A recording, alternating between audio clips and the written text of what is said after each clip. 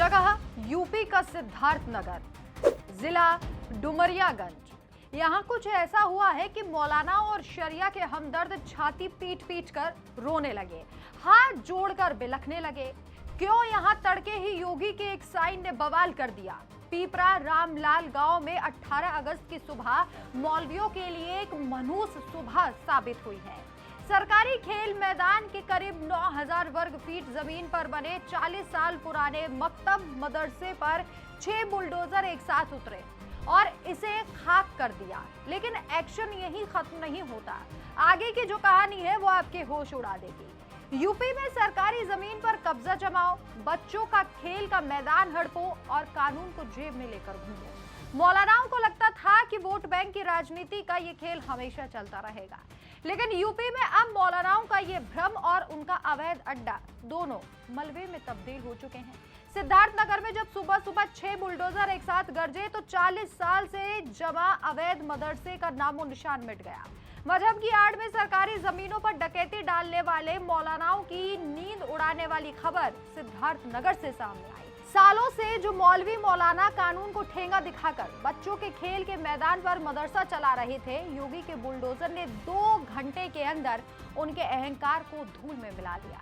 ना राजनीतिक संरक्षण काम आया और ना ही अदालती दांवपेच। 2 घंटे के अंदर 7 कमरे, एक दुकान और हॉल का आधा हिस्सा मलबे में तब्दील।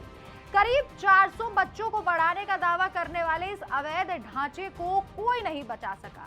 ये सब अचानक नहीं हुआ है। 2022 में गांव के 5 लोगों ने तहसीलदार अदालत में याचिका डाली। 2023 में बेदखली का आदेश आया। मौलवी अब्दुल सलाम ने डीएम कोर्ट में चुनौती दी और 3 साल तक केस घसीटा।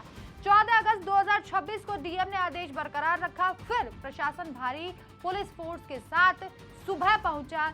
सपा के कुछ कार्यकर्ता नोकझोंक करने लगे, पुलिस से भिड़े, लेकिन बुलडोजर रुका नहीं। और सबसे तीखा फैसला यह है कि बुलडोजर के खर्च भी मदरसे के मौलवियों की जेब से वसूला जाएगा।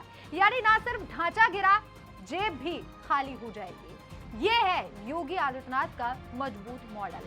अब सिर्फ इमारत नहीं गिरती, जेब भी कटती है। ये सिर्फ एक मदरसे की कहानी नहीं है। नेपाल सीमा से सटे जिलों में योगी सरकार लगातार ऐसे अवैध मदरसों पर कार्रवाई कर रही है। श्रावस्ती, बहराइच, बलरामपुर, सिद्धार्थनगर, जगह जगह सरकारी जमीन, खलिहान, खेल मैदान हड़प कर बनाए गए सैकड़ों ढांचे कई ध्वस्त किए जा रहे हैं और कई पर नोटिस चस्पा कर दिए गए। लेकिन सवाल यह है कि मौलाना लोग सालों तक क्यों सरकारी जमीन पर ही मदरसा बनाते रहे? क्या कानूनी तरीके से जमीन खरीदना या किराए पर लेना संभव नहीं था, या फिर ये समझ बैठे थे कि मजहब की आड़ में सब कुछ आसानी से चलाया जा सकता है? मदरसों का यह नेटवर्क लंबे समय से सवालों के घेरे में है। बिना मान्यता, बिना पारदर्शिता, कई जगह सुरक्षा चिंताएं भी थी, क्योंकि कई जगह ये देखा गया था कि मदरसों में तालीम नहीं दी जाती थी, बल्कि कुछ और ही किया जाता था। योगी सरकार बार बार कह चुकी है कि अवैध अतिक्रमण चाहे किसी का भी हो, बर्दाश्त नहीं किया जाएगा। लेकिन हकीकत यह है कि ज्यादातर ऐसे मामले मदरसों से ही जुड़े हुए होते हैं।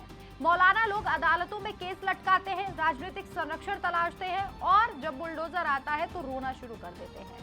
आज जब खर्च भी उनसे वसूला जा रहा है तो खेल खत्म हो रहा है और अब शायद आगे ऐसा करने से मौलाना कतराए भी, डरे भी, क्योंकि अब यूपी में योगी राज है। वो राज नहीं है जहाँ दाढ़ी वाले मौलानाओं के लिए हर चीज को बलिदान कर दिया जाता था। सरकारी जमीन का, खलिहान का, सिर्फ और सिर्फ मदरसों के लिए उस जमीन को बलिदान कर दिया जाता था। अब योगी आदित्यनाथ की सरकार है जो पाई पाई का हिसाब लेती है। यहाँ भ्रष्टाचार नहीं चलता, क्योंकि योगी ने साफ कहा है कि भ्रष्टाचारियों के लिए यूपी में कोई जगह नहीं है और ना ही जुर्म करने वालों के लिए उत्तर प्रदेश में कोई जगह है।